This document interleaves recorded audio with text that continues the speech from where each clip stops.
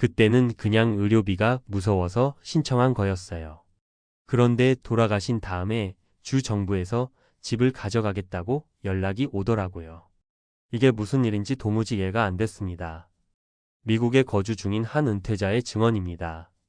은퇴 후 안정된 노후를 보내기 위해 신청한 메디케이드 메디게이 아이디. 무료 또는 저렴한 비용으로 의료 혜택을 받을 수 있다는 점에서 저소득 은퇴자에게는 생명의 끈과도 같은 제도입니다. 그런데 여러분은 알고 계셨나요? 메디케이드를 받고 난 뒤 사망 후 재산 회수라는 이름으로 주 정부가 집, 토지, 예금까지 가져갈 수 있다는 사실을? 이건 단순한 루머나 극단적인 예외가 아닙니다. 실제로 많은 은퇴자들이 정보 부족으로 인해 이 함정에 빠지고 가족에게 남기려 했던 유산마저 지키지 못하고 있습니다. 오늘은 이 충격적인 제도의 티시하기, 그리고 우리가 어떻게 대비할 수 있을지 자세히 이야기해 보려 합니다. 메디케이드 혜택일까? 함정일까? 메디케이드는 미국의 저소득층 의료보험 프로그램으로 은퇴 후 소득이 적은 노인들에게 큰 도움을 줍니다.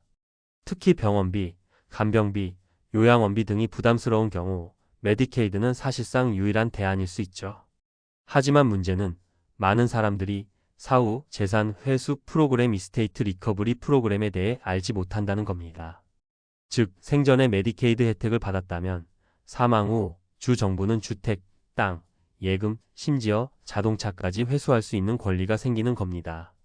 이 제도는 55세 이상이 혜택을 받은 경우에 적용되며 특히 요양원에 장기 입원하거나 간병인을 이용한 경우 더욱 적극적으로 작동합니다. 이제 실제 사례들을 통해 이 제도의 위험성을 더 구체적으로 살펴보겠습니다. 사례 1. 사망 후 집을 뺏기고 눈물 흘린 아들. 플로리다에 사는 82세의 마가렛 할머니는 알츠하이머 진단을 받고 메디케이드로 요양원에 입원했습니다.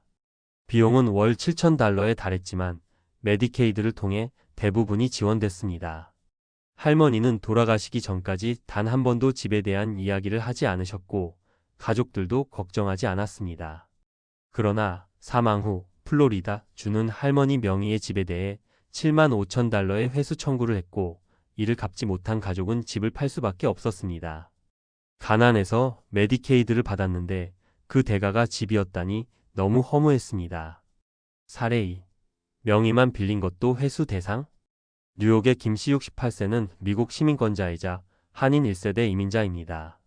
메디케이드를 신청하면서 자신의 이름으로 된 소형 주택이 있다는 사실을 숨기기 위해 조카 명의로 재산을 이전했지만 그 사실은 메디게이 아이디 신청 후 재산 조사 과정에서 드러났습니다. 결과는 불법 은닉 재산으로 간주되어 메디케이드 신청이 거부되었고 사기 혐의로 조사를 받았습니다. 이후 뒤늦게 신청을 다시 했지만 재산 회수 대상에서 벗어나지 못했습니다. 이럴 줄 알았으면 차라리 그냥 보험 들 걸 그랬어요. 사례 3. 간병 혜택 받고 재산 날린 부부. 워싱턴주에 거주하던 박씨 부부는 70대에 메디케이드를 신청해 집에서 간병인을 지원받았습니다. 5년간 혜택을 받으며 큰 도움이 됐지만 아내가 사망한 뒤 주 정부는 그간 지급된 간병비 총액 $120,000에 대해 회수를 청구했습니다.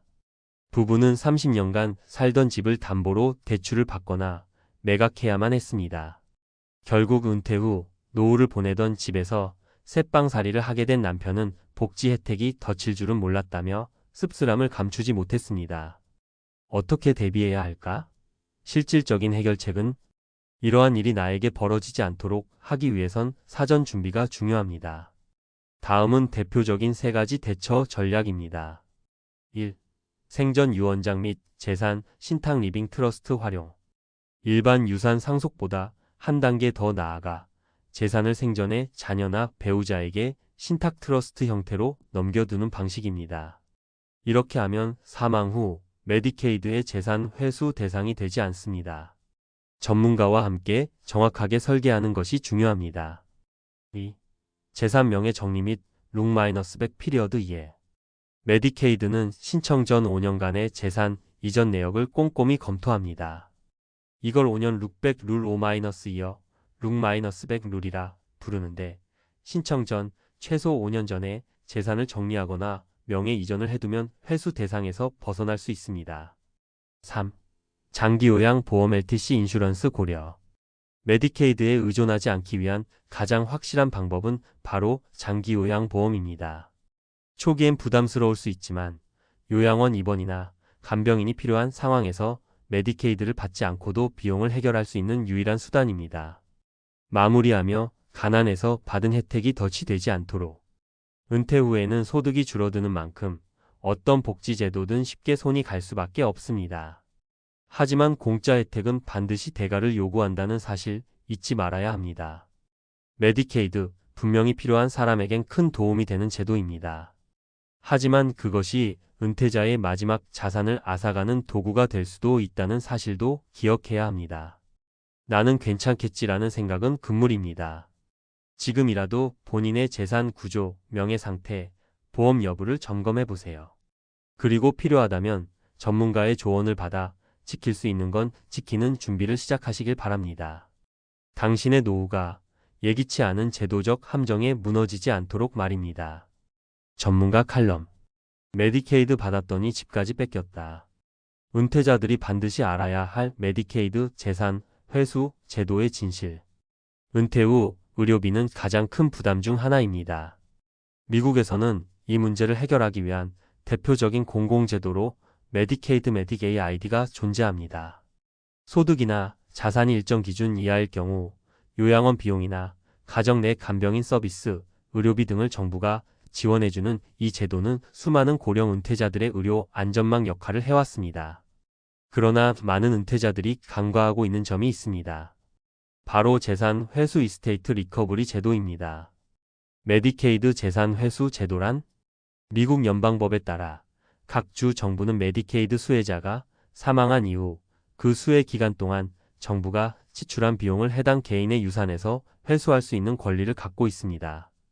이는 1993년 암너버스 버짓 레컨실리에이션 액트에 따라 의무화되었습니다. 특히 회수 대상은 다음과 같습니다.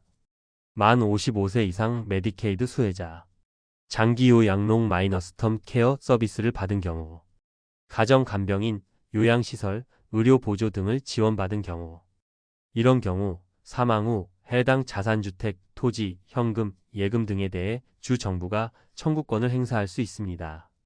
대표적인 피해 사례 3가지. 1. 요양원 입소 후 사망한 부모의 집을 지키지 못한 가족. 메릴랜드주의 한 가족은 어머니가 알츠하이머 진단 후 메디케이드로 4년간 요양원 생활을 한 뒤 사망하자 주 정부로부터 13만 달러의 회수 청구서를 받았습니다. 문제는 그 유일한 재산이 어머니 명의의 집 한 채였다는 것.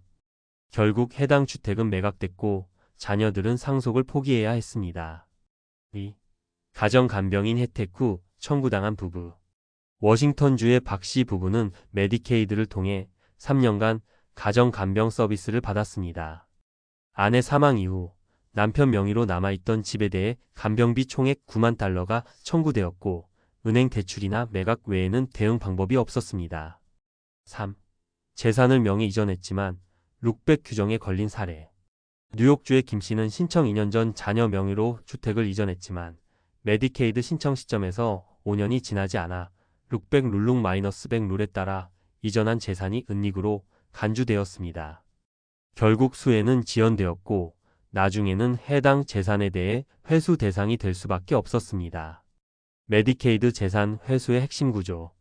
적용 대상 55세 이상 메디케이드 수혜자 중 장기요양 또는 가정 간병인 등 혜택을 받은 자. 회수 항목 주택, 토지, 자동차, 금융자산 등. 예외사항. 배우자가 생존한 경우. 21세 이하 자녀 또는 장애인 자녀가 함께 사는 경우. 극심한 곤란 언두 하드십이 입증되는 경우. 단, 이 예외사항도 영구 면제는 아니며 배우자 사망 이후 다시 회수 절차가 진행될 수 있습니다. 은퇴자와 가족이 반드시 준비해야 할 3가지 전략. 1. 재산보호, 신탁에셋, 프로텍션 트러스트의 활용. 메디케이드 수혜를 고려하는 경우 신탁 트러스트를 통한 재산 이전은 매우 강력한 보호 수단이 될 수 있습니다. 일정 기간 5년 이상 전에 자산을 신탁으로 이전하면 룩백 룰을 피할 수 있으며 사망 후에도 재산이 회수 대상에서 제외될 가능성이 높아집니다. 단, 전문가와의 상담이 필수입니다. 2. 장기요양 보험 LTC 인슈런스 준비. 장기요양 비용을 메디케이드가 아닌 개인 보험으로 커버하면 재산 회수 대상 자체가 되지 않습니다. 보험료가 비싸더라도 자산을 지키고 싶다면 장기요양 보험은 강력한 대안입니다. 3. 5년 룩백-100 기간 이해 및 사전 계획. 메디케이드는 신청 시점 기준으로 과거 5년간의 자산 이전 내역을 검토합니다. 이 기간 내에 이루어진 명의 변경, 기부, 현금 이전 등은 불이익을 초래할 수 있습니다. 즉, 최소 5년 전에 계획된 재산 정리가 필요합니다. 결론, 혜택을 활용할 것인가, 덫이 될 것인가? 메디케이드는 분명히 은퇴자에게 꼭 필요한 제도입니다. 하지만 그 제도의 이면에는 국가의 재정회수라는 분명한 논리적 배경이 존재합니다. 문제는 많은 이들이 이를 모른 채 수혜만을 생각한다는 데 있습니다. 지금이라도 다음의 질문을 스스로에게 던져보시기 바랍니다. 나는 의료비를 어떻게 충당할 것인가?